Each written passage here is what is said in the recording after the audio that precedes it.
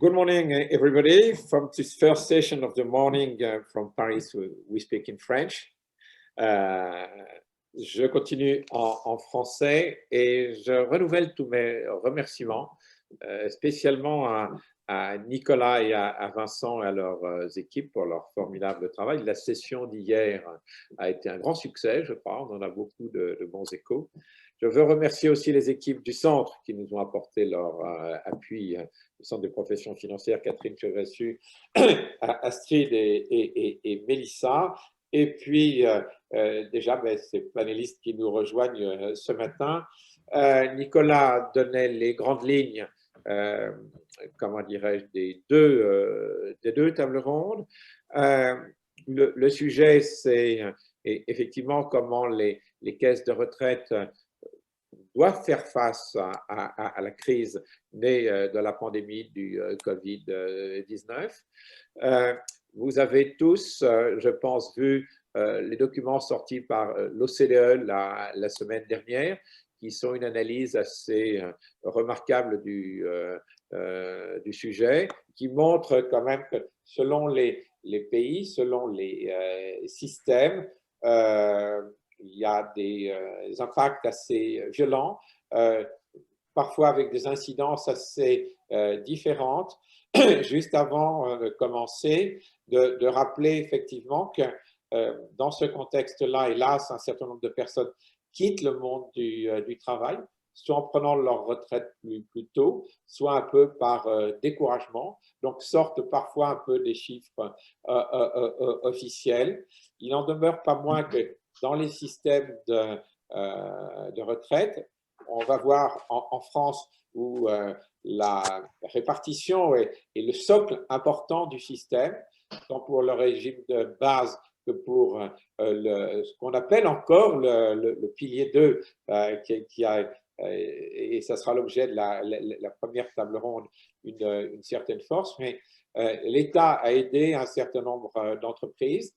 La sécurité sociale, on le verra, n'a pas aidé ces caisses de profession libérales et ces caisses à agir carco. Donc, leurs réserves s'en sont trouvées affectées. Et puis, de plus, on va voir dans cette première partie de la table ronde, elles ont dû aussi faire face à des politiques d'aide qui ont été mises en place très rapidement et d'une manière très claire. Alors, on peut peut-être commencer dès maintenant la première table ronde.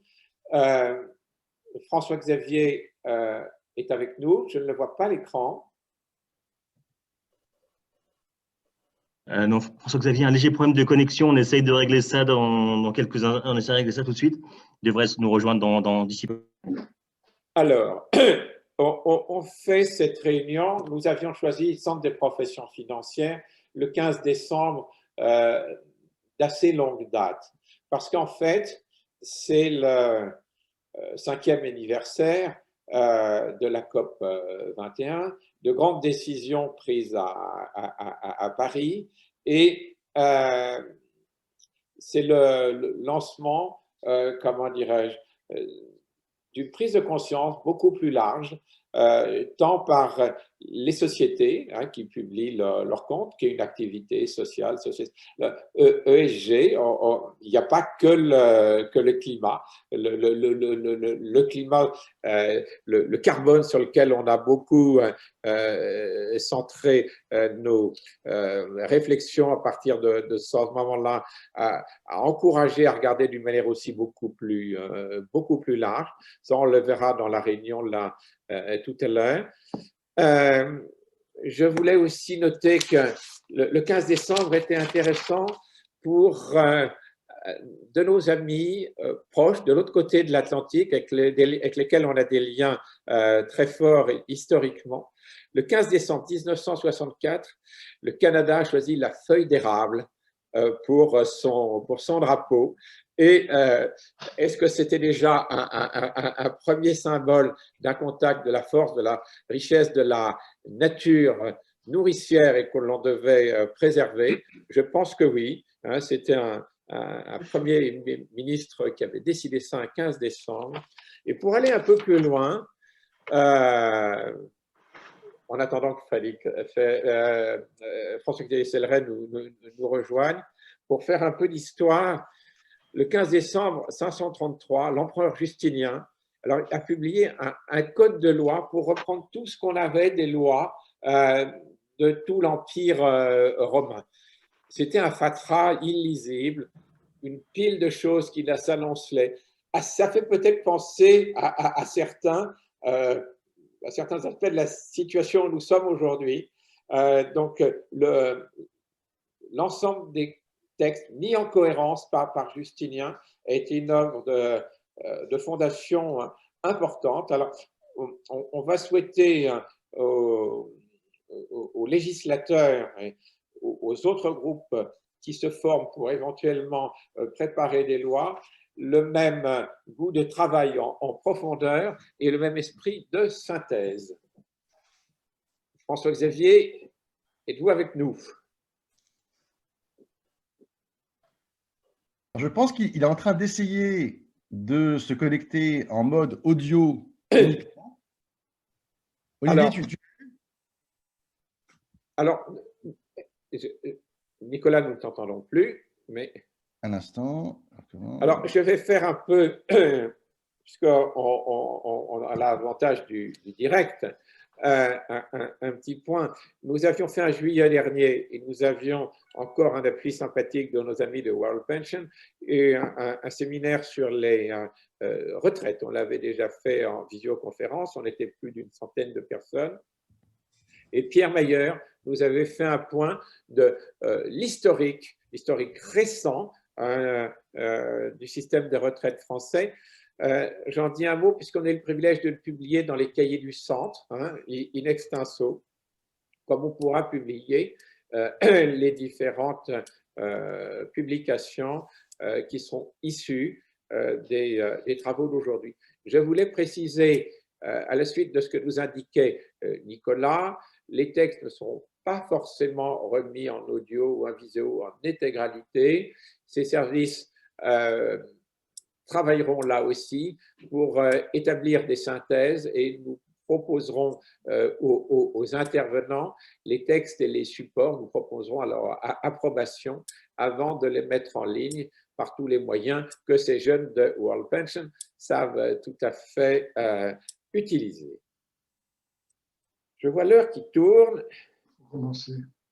et je vais peut-être demander à Henri, qui a réussi, lui, à se connecter très bien. Moi, je dois avouer que j'ai de grandes difficultés avec mon ordinateur depuis hier matin. Je crois que Google, notamment, a lancé un certain nombre, à travers Google, un certain nombre de pollutions se sont lancées sur les ordinateurs. Mais Henri, tu en as été préservé, en tout cas, tu es avec nous. Donc, monsieur Henri Chaffiot, qui est directeur général de la CARM, c'est la Caisse autonome de retraite des médecins français. C'est une des, en taille, en histoire et en action, des plus importantes caisses de profession libérale en France. Les caisses des professions libérales sont des caisses comme les caisses des indépendants qui dépendent du Code de la sécurité sociale et qui apportent des retraites complémentaires à leurs ayants droit cotisants. Mon cher Henri, je te passe directement la parole si tu le veux bien et tu auras un document à nous proposer pour montrer concrètement quelle a été la réaction, l'effort des différentes caisses de retraite dans cette période. Mon cher Henri, c'est à toi. Oui, merci Jean-Pierre. Bonjour à toutes et à tous. Je vais parler, bon, évidemment, de la caisse de retraite des médecins, mais également de faire un panorama plus large de l'ensemble des caisses de retraite libérales. Il y a 10 caisses qui regroupent toutes les professions libérales. Bon, je ne ferai pas l'énumération. Ça représente à peu près 600 000 cotisants. Si l'on ne compte pas les auto-entrepreneurs, parce que les auto-entrepreneurs sont attachés à une caisse, 1 million avec les auto-entrepreneurs. Et sur l'ensemble de ces caisses, la CARMF représente, la Caisse des médecins représente 120 000 cotisants environ. Au niveau des cotisations, là je centrerai plus sur la Caisse des médecins, nous recueillons environ 2,7 milliards de cotisations par an, avec des prestations qui sont équilibrées, voire même légèrement supérieures dans certains régimes. Alors, ça couvre à la fois les régimes de retraite et les régimes de prévoyance, invalidité, décès. Au niveau des actifs, nous gérons des montants assez considérables d'actifs parce que nous en avons besoin pour constituer des réserves à long terme pour nos régimes complémentaires de vieillesse, assurance vieillesse. Sur l'ensemble des caisses, ces réserves représentent un peu plus de 30 milliards d'euros, donc c'est une somme non négligeable. Et pour la CARMF, on a globalement à peu près 7 milliards d'euros et demi, dont 6,5 pour le seul régime complémentaire vieillesse. Donc vous voyez que ces réserves sont extrêmement importantes pour nos régimes. Alors, comment avons-nous affronté la crise du Covid? Je vois deux plans. Bon, d'abord sur la gestion d'actifs, je commencerai par là, et ensuite sur les aides que nous avons pu apporter à nos cotisants. Alors, sur la gestion d'actifs, effectivement, les marchés ont été très perturbés pendant le mois de mars, avec une baisse très importante. Nous, à la CARMF, nous l'avons bien vécu dans la mesure où nous avions une couverture overlay sur l'ensemble de nos actions. Donc, nous avons passé sans trop d'encombre cette crise des marchés de mars. Et après, on a vu que la situation s'est peu à peu améliorée. Aujourd'hui, je crois que par rapport au début de l'année, nous sommes à plus 5% en rendement global annuel. Sur les aides aux cotisants, il y a eu effectivement une crise économique, des répercussions économiques assez importantes, puisque en particulier pour les médecins, il y a eu un arrêt pratiquement total de leur activité durant le mois de mars. Alors, on a dit que les médecins étaient surchargés. En fait, c'est le système hospitalier qui était surchargé. Malheureusement, durant cette période, les pouvoirs publics ont fait très peu appel à la médecine libérale. On avait des cliniques qui étaient vides, alors que les hôpitaux étaient complètement saturés. Donc, nous avons décidé, pas seulement la CARMF, mais l'ensemble des autres caisses, et avec l'encouragement, il faut dire, des pouvoirs publics, évidemment, parce que ce n'était pas eux qui payaient, d'apporter une aide à nos cotisants qui a pris différentes formes. Est-ce qu'on peut avoir le tableau maintenant, s'il vous plaît?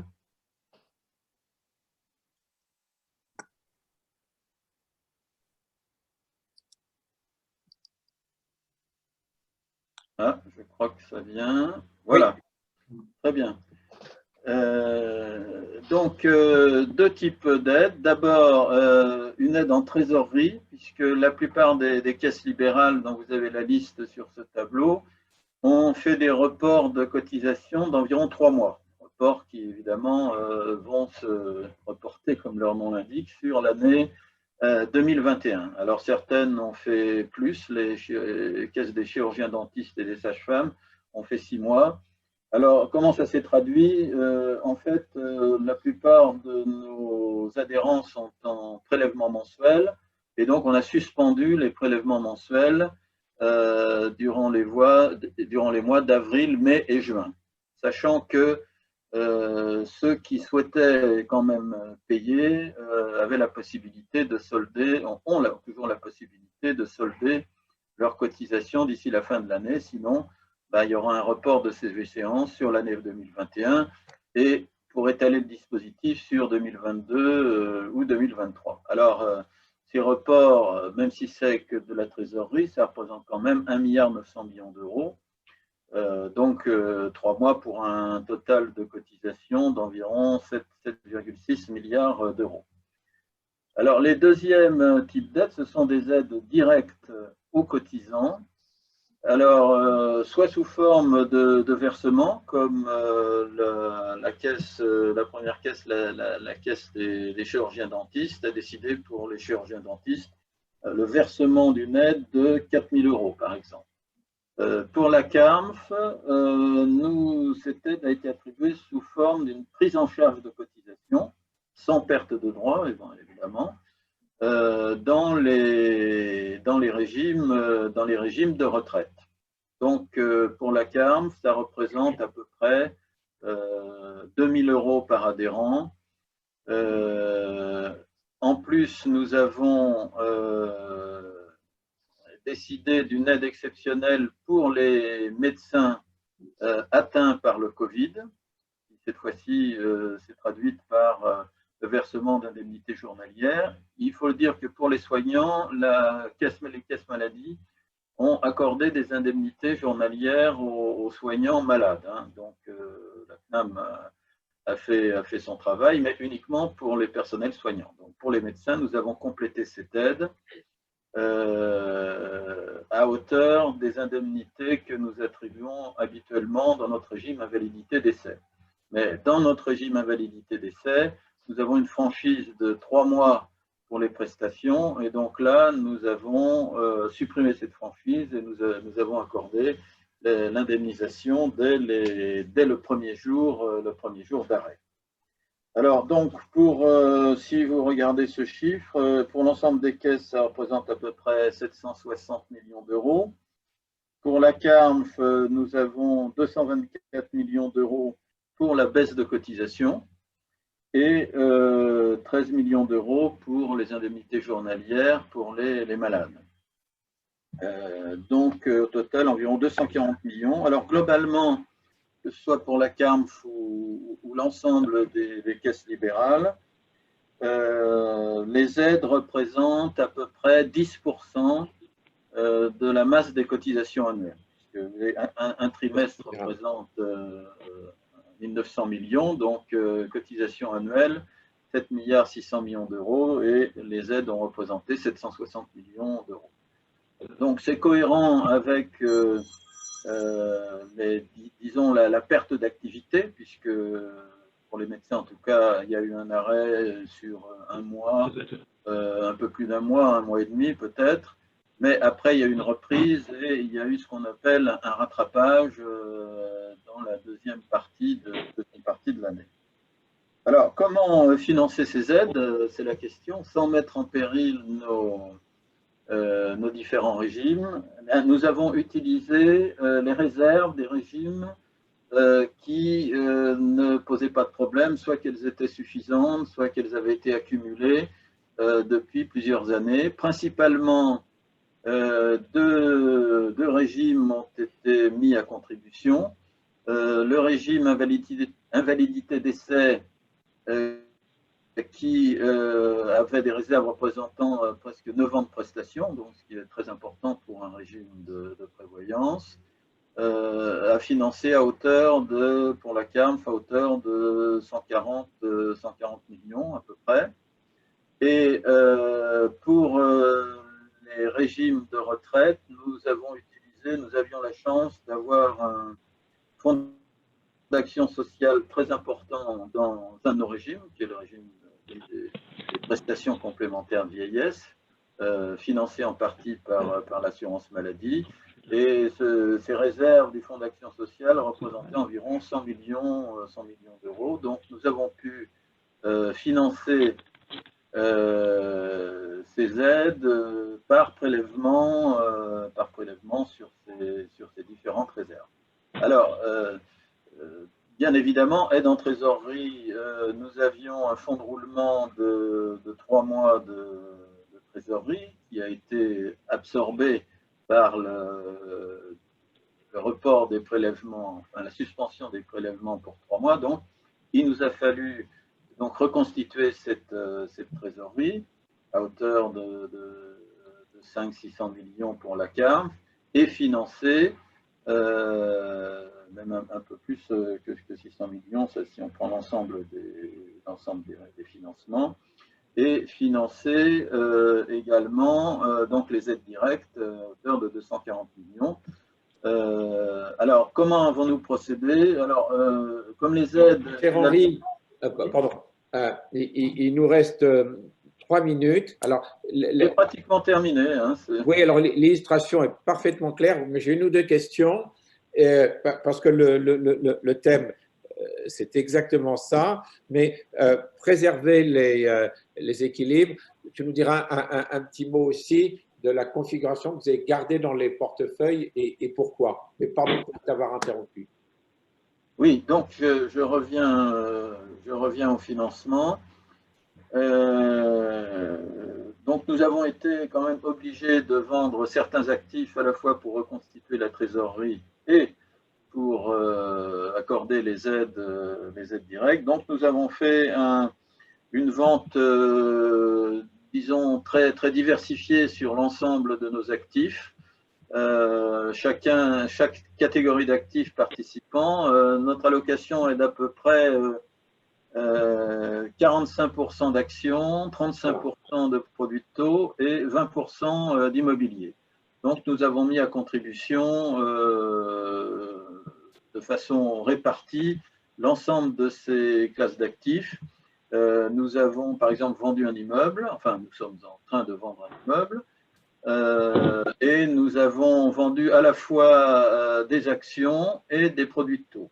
Alors un petit mot, nous avions de l'or sous forme d'ETF qui nous servait un petit peu d'assurance et qui représentait à peu près 3% de nos actifs. Donc nous avons vendu une partie de cet or sans difficulté particulière. Comme nos ventes ont commencé seulement au second semestre, nous n'avons pas eu d'impact de la crise financière sur les ventes. Évidemment, nous avons choisi de vendre les actifs qui étaient en plus-value en conservant les autres. Voilà, j'ai terminé. Mon cher Henri, ben on est parfaitement dans les temps. Mille merci. Il y aura peut-être une ou deux questions. J'espère que François-Xavier est avec nous là maintenant. Est-ce que vous m'entendez? Oui, tout à fait. Est-ce que vous m'entendez? Oui. Oui, c'est bon? Parfait. Donc, on vous a uniquement par le son. Oui, parce que malheureusement, l'image n'a pas permis que je sois, voilà, que je sois avec vous.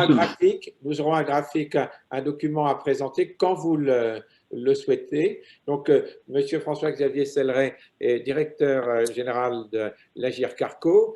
C'est la caisse, on disait tout à l'heure, donc de niveau 2 pour les salariés du privé. Donc, c'est un des organismes, c'est peut-être l'organisme le plus important en France. Moi, je note qu'il y a un cadre de placement, même si on est dans un système de répartition qui laisse une part significative aux actions.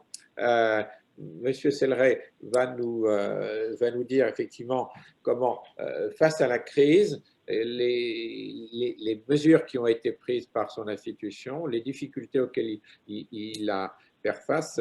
Cher François-Xavier. Merci Jean-Pierre. Alors peut-être d'abord pour tout le monde rappeler un peu qui est l'Agirc Arrco, qui nous sommes, donner quelques chiffres et quelle un peu notre caractéristique ou notre originalité dans le paysage du système de retraite. L'Agirc Arrco, c'est donc le système de retraite effectivement complémentaire des salariés du secteur privé en France. Il a un peu plus de 33 millions de clients, c'est-à-dire à la fois on est un peu plus de 20 millions d'actifs, près de 13 millions de retraités, 1,6 million d'entreprises. Il couvre toute l'activité du secteur privé dans notre pays. Il verse chaque année 80 milliards de prestations. Et il est piloté, il est géré par les partenaires sociaux, les organisations syndicales et patronales, et tout ceci depuis 70 ans. Et la caractéristique effectivement de l'Agirc Arrco, c'est que les partenaires sociaux qui gèrent donc un régime de retraite par répartition ont posé un principe, c'est qu'ils ne voulaient jamais avoir recours à la question de la dette, et c'est pour ça qu'ils ont constitué des réserves, des actifs, que vous avez évoqué à l'instant. On avait 65 milliards d'actifs à la fin de l'année 2019. Et donc, quand le Covid est arrivé, on était à la fois un régime de retraite par répartition à l'équilibre et 65 milliards d'actifs. Ces 65 milliards d'actifs, ils sont alloués selon notre règlement financier, pour faire très simple, 70% obligations, 30% actions. Donc, un système large dans son assise par la répartition, un système large aussi par son assise dans la partie gestion d'actifs. Notre zone domestique d'investissement, c'est la zone euro, ce qui permet comme cela de pouvoir aussi avoir une capacité de résilience face aux chocs économiques et démographiques. Je pourrais enfin terminer en disant que les partenaires sociaux ont toujours posé une règle d'or dans notre fonctionnement, c'est toujours d'avoir en réserve l'équivalent de 6 mois de prestations pour faire face justement aux aléas de l'économie et de la démographie. Et on avait donc, avant la crise 2019, un peu plus de 9 mois de prestations. Voilà. Quand la crise est arrivée, nous avons dû, comme d'autres organismes, faire face à deux éléments, à la fois le ralentissement économique et d'autre part le fait que beaucoup d'entreprises ont demandé à bénéficier de l'activité partielle. Et la caractéristique pour un régime de retraite comme le nôtre, c'est que l'activité partielle, les entreprises et les salariés sont exonérés de cotisations, mais nous, dans le même temps, on leur ouvre des droits comme s'ils étaient, pour les salariés, comme s'ils étaient en activité professionnelle. On pourrait dire en droit du travail une sorte de flexi-sécurité intégrée pour pouvoir justement garantir qu'il n'y a quasiment pas d'impact sur l'acquisition des droits. Donc, mais ça veut donc vous dire que sur 2020, alors on n'a pas encore des chiffres définitifs, mais on est globalement à des rentrées de cotisations qui ont été en baisse, vous voyez, sur 80 milliards, entre 5 et 6 milliards à date, alors avec beaucoup d'incertitudes parce qu'on a toujours des éléments de décalage. Et donc pour faire face, je dirais, au fait qu'on ait moins de rentrées de cotisations entre 5 et 6 milliards, on a été à mobiliser un certain nombre de solutions de trésorerie. Alors, je le disais, le régime était à l'équilibre, je dirais, avant de rentrer dans la période de Covid et de confinement. Donc, on avait déjà ce qu'on appelle dans le langage une strate de court terme, qu'on a mobilisé. On a été aussi, autre caractéristique, on a un régime où il y a une fédération et des IRC qui sont localisés dans les groupes de protection sociale. On a été amené aussi à mobiliser les fonds dans les institutions de retraite complémentaire en leur laissant la possibilité, je dirais, de choisir entre soit de désinvestir, soit de pouvoir avoir recours à des prêts temporaires de titres. C'est ce que certaines institutions ont fait pour pouvoir répondre à ces enjeux de trésorerie. À un moment, les partenaires sociaux avaient souhaité je dirais, interroger l'État sur si celui-ci pouvait lui consentir à des avances de trésorerie par l'intermédiaire de l'ACOS, mais l'ACOS, la réponse a été négative parce que l'ACOS avait elle-même une difficulté à se refinancer sur les marchés. Et c'est pour ça qu'on a été donc amené à solliciter les institutions financières avec lesquelles nous travaillons pour répondre à ces enjeux de trésorerie. Alors, le graphique, je pense qu'on peut le montrer maintenant. La caractéristique de notre allocation stratégique, c'est qu'on voit qu'avec cette solution-là, on a pu répondre à des enjeux absolus qui étaient de garantir le paiement des retraites aux échéances et aux dates prévues. Et donc, tout ceci a été complètement transparent pour les 13 millions de retraités. Et en même temps, on a pu, comme cela aussi, faire face aux aléas des marchés financiers. Alors, si on vous présente le graphique, on voit bien que nous, dans notre allocation stratégique 70-30, on retrouve fin d'année 2020, je dirais, la valorisation que nous avions fin 2019. Et donc, c'est là où on considère qu'elle est assez résiliente, puisqu'il y a une résilience par l'assise très large, il y a des secteurs économiques qui vont bien, d'autres qui vont moins bien, et ça c'est sur la partie répartition, c'est notre assise, et puis résiliente aussi dans notre allocation d'actifs, puisque après les aléas dans le graphique, vous voyez, puisqu'il y a eu des aléas, je dirais, sur les marchés financiers, notamment au moment du deuxième trimestre, on a retrouvé aujourd'hui les niveaux de valorisation que nous avions fin 2019. Et donc, voilà, donc pour pas allonger le propos, et surtout, je ne sais pas s'il y a des questions ou des précisions, parce que je vois le temps qui avance. Voilà, c'est de cette manière-là que nous avons réussi à faire face à la crise, et c'est dans cet esprit-là aussi que on sait que les mois et au moins l'année 2021-2022 vont être encore des années fortement perturbées. C'est à la fois dans cette capacité d'assise large, et puis dans cette capacité à mobiliser différents outils pour pouvoir aussi répondre à nos enjeux de court terme. soit des outils de trésorerie, soit de pouvoir désinvestir quand on considère que les conditions de marché sont satisfaites, et c'est ce qu'on peut voir aussi dans l'allocation stratégique. Notre enjeu, c'est de lisser les échéances, de diversifier les solutions pour pouvoir apporter la solution la plus adéquate par rapport à notre mission première, qui est à la fois de garantir le paiement des retraites dans la durée, mais tout en valorisant au mieux les actifs dont nous disposons. Voilà peut-être ce que je pouvais dire. François-Xavier, mille merci. On voit bien l'importance des réserves, l'intérêt qu'elles aient une diversification financière suffisante. Donc, effectivement, les moteurs de la retraite, c'est naturellement l'emploi, les gains de productivité, dans des périodes économiques de mutation relativement grandes, donc il y a des paris importants. Donc, on a des priorités effectivement qui sont affichées sur la technologie et sur l'environnement. Donc, c'est un point qu'on va développer dans la table ronde numéro 2 dans quelques instants. Moi, je lisais aussi, il n'y a pas tellement longtemps, ces chiffres du Conseil d'orientation des retraites, dont les projections sur les éléments que l'on a évoqués là tout à l'heure montraient effectivement qu'on aurait, comment dirais-je, avant le retour des équilibres, probablement des périodes assez longues, parce que même si la crise, grâce à des vaccins, grâce à un certain nombre de choses, trouvait des solutions rapides, les impacts dans le monde du travail seront de toute façon relativement violents et lourds de conséquences. L'OCDE écrivait dans son rapport à la sortie de la semaine dernière, probablement peut-être sur une génération pleine. C'est un choc important.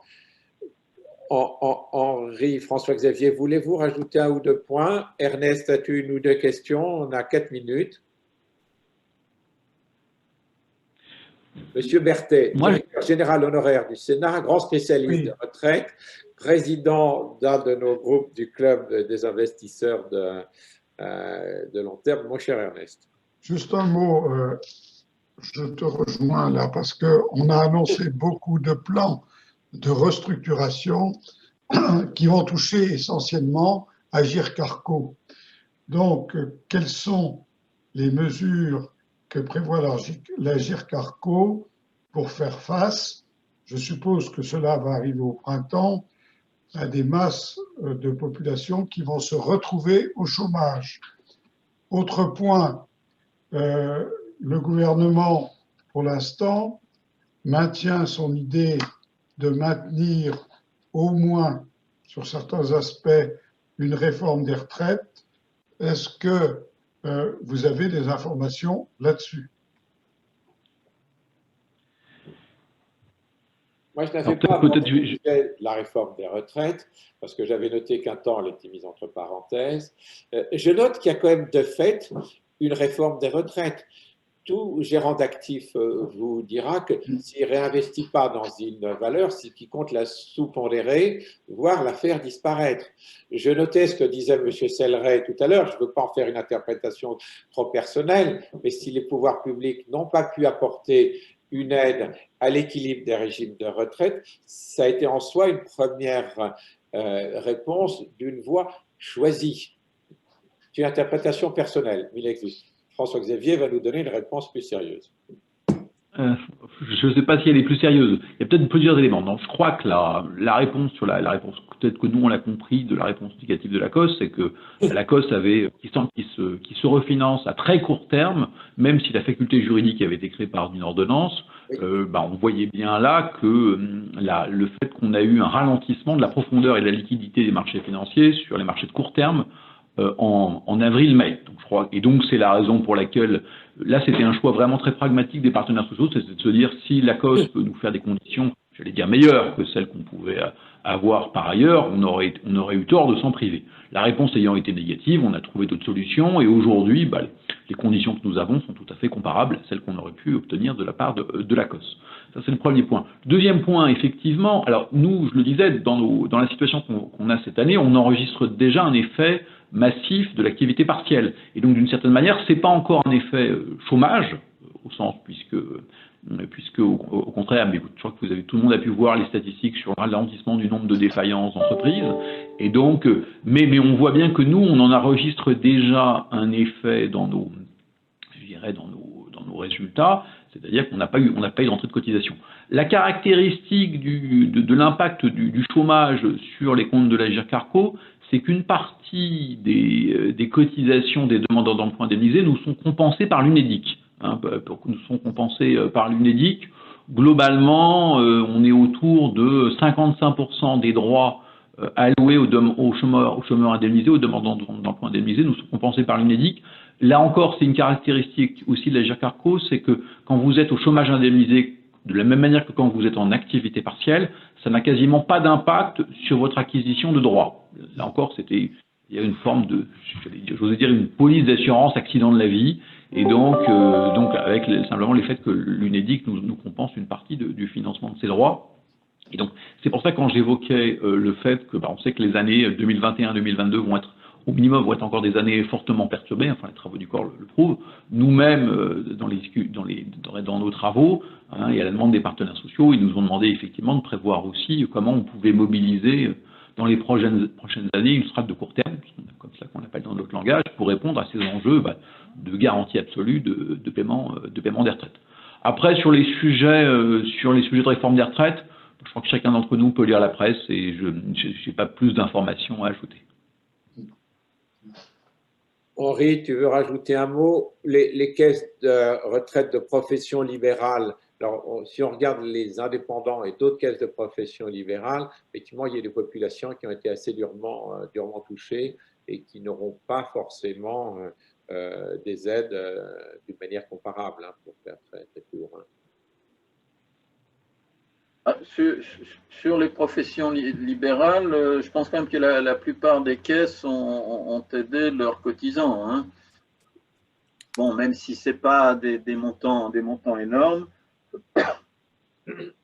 Alors, ce qu'il est difficile de prévoir aujourd'hui, c'est quelle va être la baisse des revenus de 2020. Parce que nous sommes un petit peu comme les salariés, mais les libéraux sont décalés puisque les cotisations sont assises sur les revenus de l'année ou même de l'avant-dernière année précédente.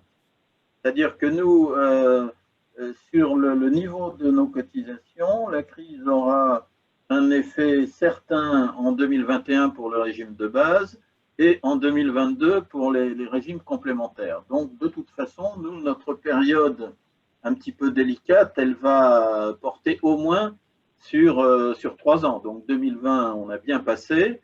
2021, on va faire face à une première baisse de recettes et 2022 à une deuxième baisse de recettes. Bon, on espère quand même que l'activité va reprendre normalement et si la baisse 2020 des revenus que nous ne connaissons pas encore est limitée, on devrait pouvoir passer le cap sans difficulté. Nous estimons que pour les médecins, elle sera de l'ordre de 5% et je pense qu'elle devrait être au maximum de 10% pour l'ensemble des professions libérales. C'est quand même quelque chose d'amortissable relativement facilement, surtout si l'amortissement est étalé sur 3 ans. Si on peut le faire. Écoutez, François-Xavier Henri, mille merci pour ces interventions. On peut retenir que notre système par répartition français a plutôt fait preuve d'une très belle solidité dans la période, que la répartition provisionnée des caisses de retraite de profession libérale a aussi un avantage parce que ça donne une masse de réserves et ça donne une assise de gestion qui a quand même une certaine profondeur. On va peut-être lancer la deuxième table ronde là maintenant. Alors, intitulé des investissements financiers responsables, c'est des investisseurs financiers responsables en fait.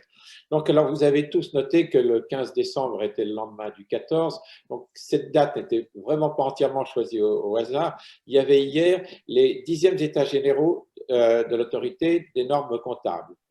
Patrick de Cambourg nous faisait un point de l'équilibre. On va revenir à notre sujet beaucoup plus rapidement que ce que vous pensez. L'équilibre qu'on doit trouver lorsqu'on analyse une société financière avec ses comptes financiers et avec ses informations extra-financières. Et l'idée retenue, c'est que les informations extra-financières, le SG sur lequel on va venir là maintenant, commence à être codifié. Il y a beaucoup de suggestions. Moi, je notais, c'est un domaine où l'Europe a une force de proposition d'une qualité que je trouve assez remarquable. L'idée était, à côté de la jambe 1 des comptes financiers classiques, d'avoir une jambe 2 avec les éléments extra-financiers, au moins aussi bien charpentés, musclés et innervés et connectés au cerveau en équilibre avec force. Je voulais faire un petit peu de publicité pour le Club des investisseurs de long terme et le Centre des professions financières. Le 9 février prochain, quelques jours après que Patrick de Cambourg aura remis son rapport sur ce sujet à la commission financière, nous aurons le plaisir d'avoir un petit déjeuner. Alors, j'espère qu'on pourra reprendre ça en présence avec lui, sinon on retransmettra. Donc, c'est un élément d'assise fort parce que si l'on veut parler d'investissement responsable, il faut savoir le caractériser, le qualifier avec la précision suffisante. Alors, Paul Le Bihan, vous connaissez tous, directeur général de l'UMR, qui maintenant, mais naturellement, travaille à l'EIOPA. Il va nous dire un peu plus de ce qu'il fait aujourd'hui et de l'évolution des textes, des cadres au niveau européen. Mon cher Paul. Merci Jean-Pierre, bonjour à tous. Bon, effectivement, je vais essayer d'aborder le contexte de la réglementation pour tout ce qui est ISR dans le temps qui m'est imparti. Alors, je ne travaille pas à l'EIO, je suis membre d'un groupe partie prenante autour des pensions. J'ai d'autres activités par ailleurs, mais le sujet est vraiment d'actualité. Et je crois que si je fais référence aux échos du jour, il y a les 7 péchés capitaux de l'investissement responsable, comme titre d'article, le positionnement ambigu des agences de notation financière, autre article, un label ISR d'État qui sera notre métier, ce qu'est le label bio à l'alimentaire, nous dit la présidente du directoire de LBP Asset Management. L'ESG a enfin séduit les particuliers, ou encore la GFI qui évoquait au mois de novembre le casse-tête de l'ISR. Donc on voit qu'on est dans un entre-deux. Et alors, si j'étais un peu impertinent, j'aurais intitulé cette intervention du Far West au Gosplan, puisqu'on a vécu une période justement où tout se créait, tout s'installait, et maintenant on voit que la réglementation commence à cerner le problème. Alors, je ne suis pas, comme l'a dit Jean-Pierre, pessimiste, parce que l'Europe en la matière est en avance. Néanmoins, je crois qu'il est important pour l'ensemble des acteurs, qu'ils soient gestionnaires d'actifs, investisseurs institutionnels, distributeurs de produits financiers à destination des particuliers. Je crois qu'il est très important de se saisir dès maintenant de ces évolutions réglementaires qui vont venir progressivement impacter notre métier, parce que le fait d'anticiper, de mon point de vue, ça reste un facteur de compétitivité. C'est un paysage qui s'enrichit extrêmement rapidement pour des tas de raisons. On observe un premier niveau des initiatives internationales. Bon, vous connaissez tous les PRI, vous connaissez tous le programme 2030 pour les Nations Unies concernant les ODD. Bon, l'accord de Paris sur le climat, c'est vraiment le sujet du moment, puisque nous sommes sur le 5e anniversaire. Les initiatives européennes sont aussi très nombreuses, hein, les plans d'action pour la finance durable, le pacte vert européen, les règlements, le benchmark, le disclosure, la taxonomie. Les initiatives françaises sont aussi là, puisqu'on a la loi sur la transition énergétique pour la croissance verte. Hein, les investisseurs institutionnels connaissent tous l'article 173, les recommandations de l'AMF, et puis on voit que dans la pratique des acteurs au quotidien, il y a des méthodologies propriétaires chez certains asset managers, il y a des labels, hein, et puis il y a ces forums pour l'investissement responsable. Et si on va chercher dans chacun des pays européens ou ailleurs, on va retrouver encore des spécificités. Donc moi, je voudrais juste faire un focus sur quelques points, hein, au niveau européen, sur ce cadre réglementaire. Bon, il y a un pacte vert européen qui, en 2019, qui a suivi le plan d'action de la finance durable. Et on va, sur 2020-2022, mettre en œuvre progressivement les règlements disclosure et la taxonomie, la modification de la directive RSE. On va aussi probablement assister à des évolutions concernant Solvabilité 2. Donc, mon premier point, c'est ce fameux règlement disclosure qui touche à la transparence. Hein.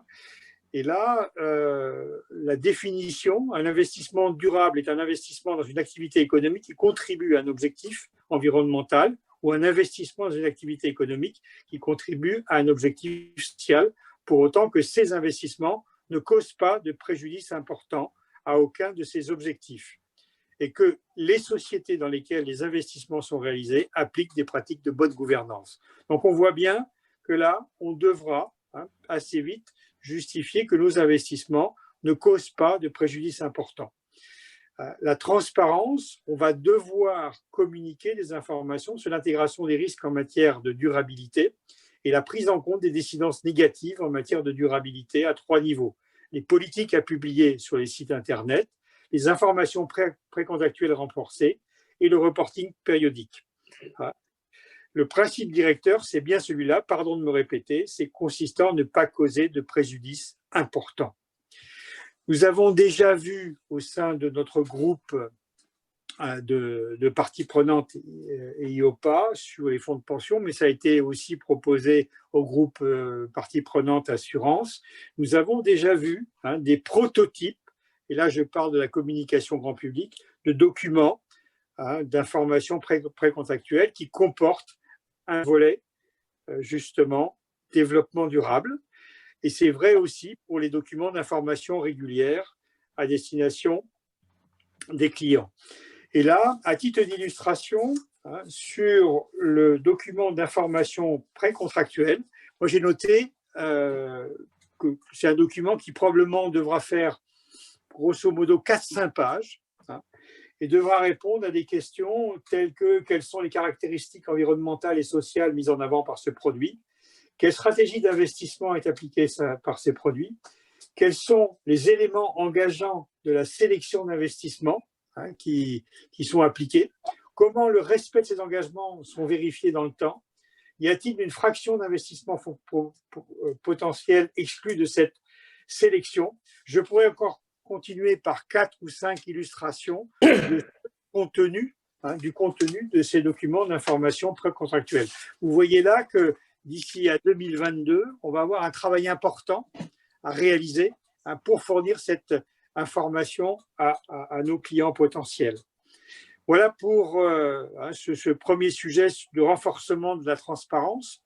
Le deuxième thématique, je crois que là aussi vous la connaissez tous, c'est ce fameux règlement taxonomie 2020 852. Il a été adopté en juin 2020. Il a 6 objectifs environnementaux, donc l'atténuation du changement climatique, l'adaptation au changement climatique. Ces 2 premiers dossiers devraient faire l'objet de publication dans le courant du mois de décembre. Je ne sais pas si ça a pris un peu de retard, mais pour une application en décembre 2021. Les 4 autres sujets, l'utilisation durable et la protection des ressources aquatiques et marines, la transition vers une économie circulaire, la prévention et la réduction de la pollution, et enfin la protection et la restauration de la biodiversité et des écosystèmes.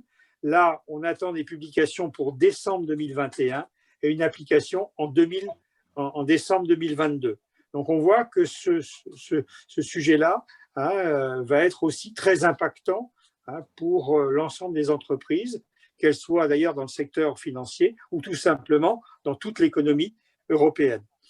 Il y a aussi beaucoup de discussions autour des green bonds. Est-ce qu'on va demain vers une nouvelle réglementation ou une réglementation spécifique pour ces émissions? En tout cas, c'est la proposition d'un expert technique sur la finance durable, constitué en 2018 par la Commission européenne. Là, on est sur quelque chose qui est encore en devenir, mais il faut s'attendre aussi à des évolutions significatives dans ce domaine-là. On a la revision de la directive 2014-95 concernant les reportings extra-financiers.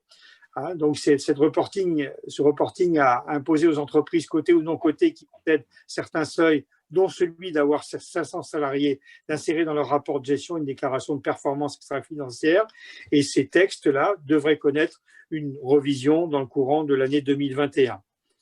Enfin, on voit qu'il y a des domaines qui ne sont pas des domaines purement ESG, puisque là j'ai fait référence à des textes vraiment purement ESG, qui vont être impactés par justement toute cette problématique de développement durable.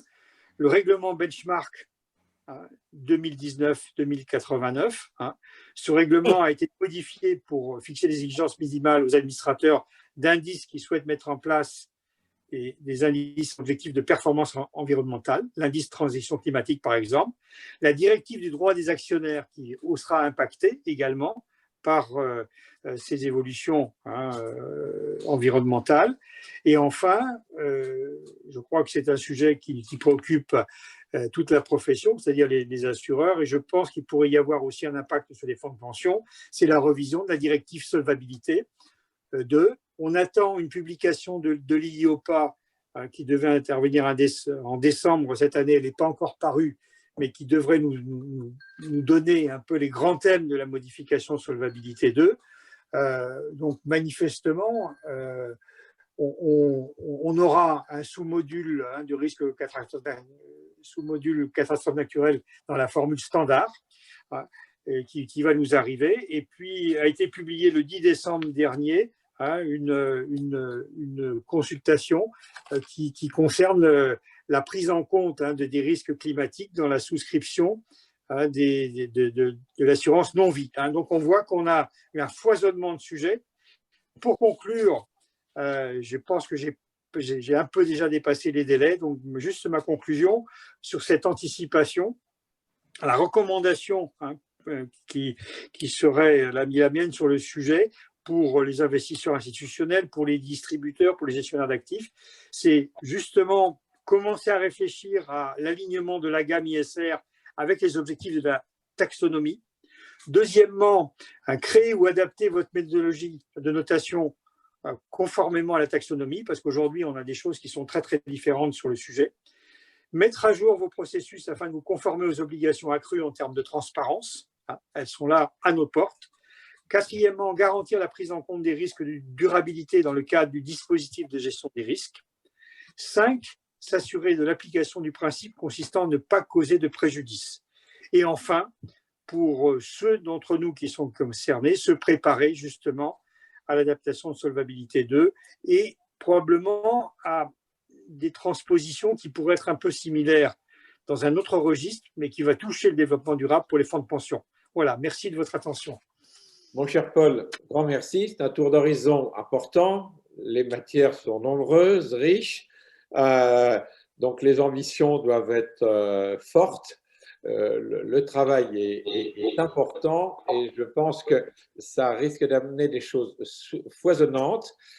Ceci dit, probablement aussi coûteuses pour les sociétés qui vont devoir produire ces éléments, pour les sociétés de gestion qui vont suivre ça, et puis pour les investisseurs qui vont devoir le contrôler et s'en assurer. Je note ça dans un contexte où les frais de gestion ont été poussés à la baisse un peu partout, notamment sous la contrainte des ETF. Et moi qui suis attentif à l'économie concrète et réelle et aux besoins de fonds propres des petites et moyennes entreprises qui, en France, sont quand même le tissu important capable d'embaucher et de donner du travail, bon, la quadrature du cercle est compliquée. Heureusement, il y a la force de